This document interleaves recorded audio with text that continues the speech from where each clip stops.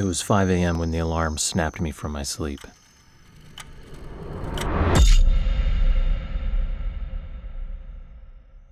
I briefly forgot where I was, but the 28-degree temperatures forcing their way through the walls of the tent did a pretty good job of jogging my memory.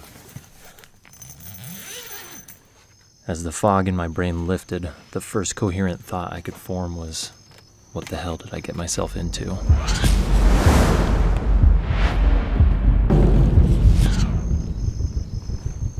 I was in the middle of nowhere in a tent with someone I barely knew. But over the next few weeks, that would all change.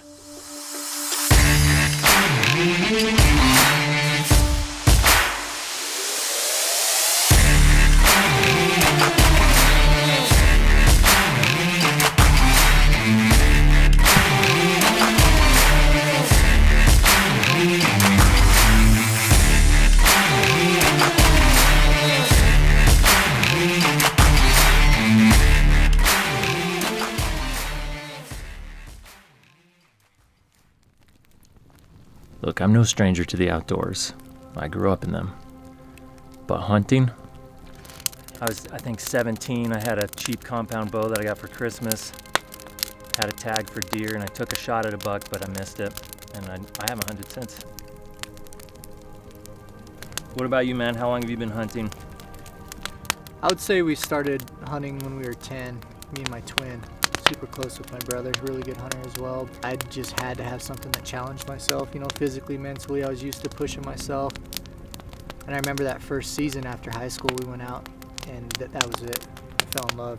Just full-on passion.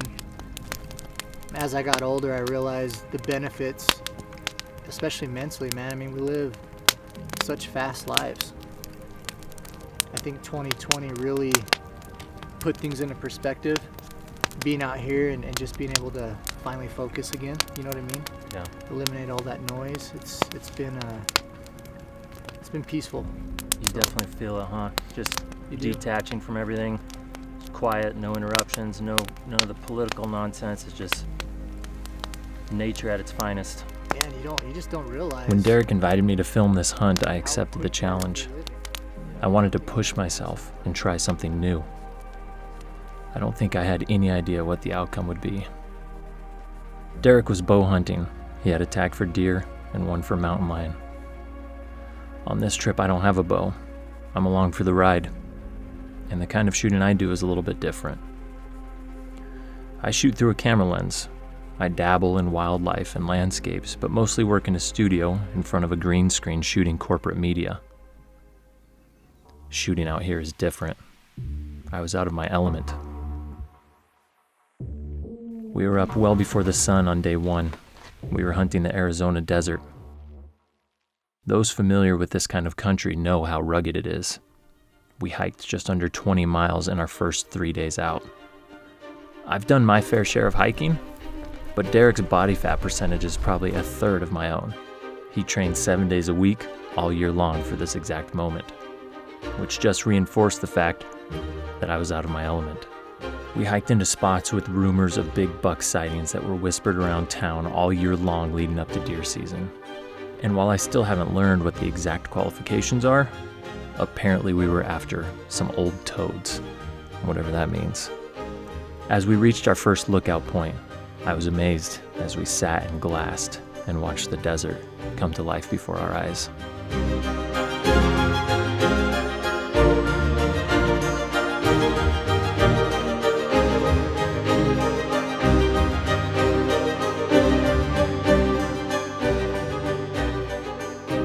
Before long, we started seeing does move around, and not long after, we spotted our first buck. It was a rush as we went from glassing to stalking. Every footstep mattered. We wanted to close the gap and get over the hill between us and the deer. As we closed the distance, the deer just happened to circle around to the other side of the hill, just as we came over the top. The wind was at our backs, and they were out in front of us. We all stood in a standoff for a moment within range, and then they spooked, and they didn't stop running until they jumped a fence onto land that we couldn't hunt. It was tough coming home that trip empty-handed. We put in a lot of work and a lot of miles. but we were still optimistic that there was time left in the season and we'd get another chance. Our next trip started much like the first, up before the sun and putting in miles to start glassing. Except this time it felt different. We were in a new spot, and from the moment the sun came up, there was movement everywhere. Broke, as in his antlers? Yeah, you're fighting. You're everywhere in here, dude.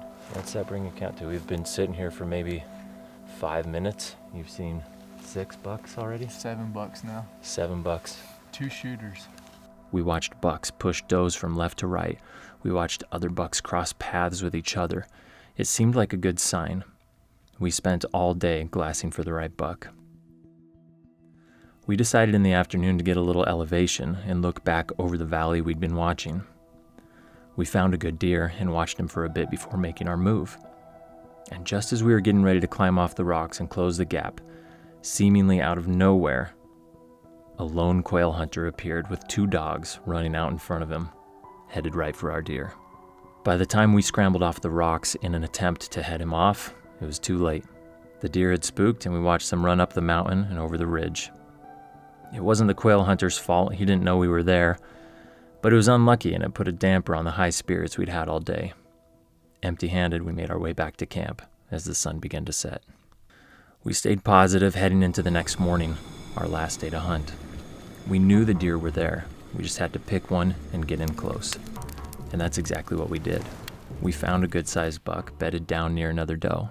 And this is when my heart really started to pound. This was the closest we'd been all season to actually taking a good deer.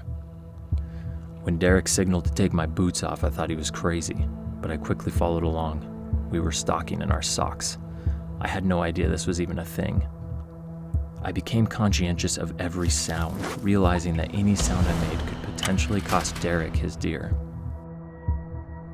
It was this hyper-awareness of my surroundings that I had never experienced as a photographer.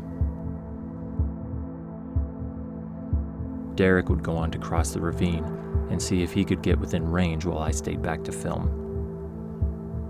I kept my eyes glued to the buck, still bedded down, and waited for what seemed like ages for Derrick to appear on the other side.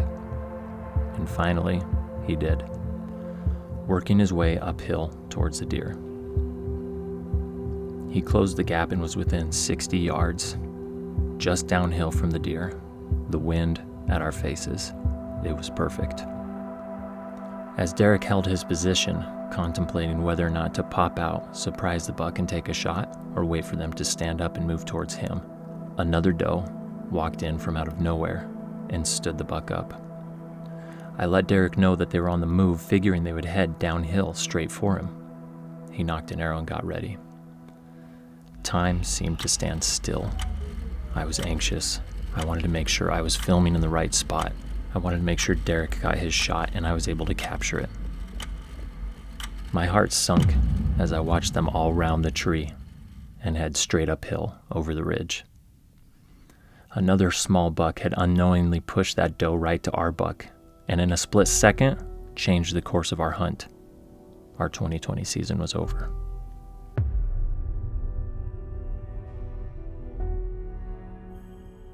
Going into this, I thought a successful hunting film had to end with an animal on the ground.